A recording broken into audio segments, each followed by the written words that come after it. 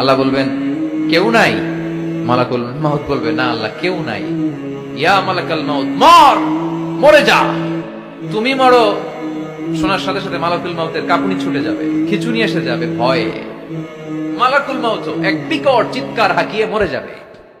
সবাই মরে যাবে, আমরা সবাই, কেউ থাকবো না। এই পৃথিবী থাকার জায়গা নয়। কিয়ামতের সময় আল্লাহ তাআলা মালাকুল মাউতকে বলবেন সবার রূহ কবজ করে ফেলো, সবার, কেউ থাকবে না, সবার রূহ কবজ হয়ে যাবে। আল্লাহ মালাকুল মাউতকে বলবেন মালাকুল মাউত কি অবস্থা? বলবে সব শেষ। মাইয়াবকা, কে বাকি?